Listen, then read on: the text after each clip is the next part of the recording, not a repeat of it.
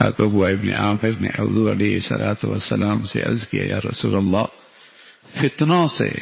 جب ہر طرف ظلمت ہے اور فتنے ہیں اور اندھیرے ہیں اور شر زیادہ ہے تو نجات کی کیا صورت ہے؟ آپ نے فرمایا اغلق لسانک، اپنی زبان کو قابو میں رکھو، وابکی علی خطیئتک، اپنی خطاؤں پہ روتے رہو، اپنی زبان کو قابو میں رکھو، بلا وجہ بلا ضرورت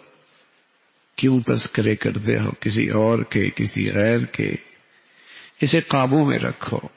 اور اپنی خطائیں دیکھو، اپنی کمزوریاں دیکھو، ابکی علی خطیئتک، اپنی خطاؤں پہ روتے رہو، ولیسع بیتک، اور تمہارے لیے تمہارا گھر کافی ہو، یعنی بلا وجہ بلا ضرورت بغیر مقصد کے بغیر کسی کام کے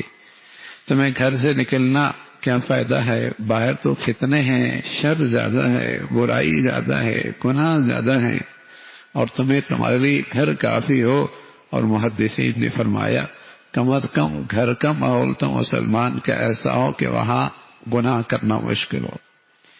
کم از کم مسلمان کی گھر کی دہلیز اور گھر کی چار دیواری تو ایسی ہو کہ وہاں ایمان اور دینداری بچانا آسان ہو اور گناہ کرنا مشکل ہو جائے۔ تو رسول کریم صلی اللہ علیہ وسلم نے فرمایا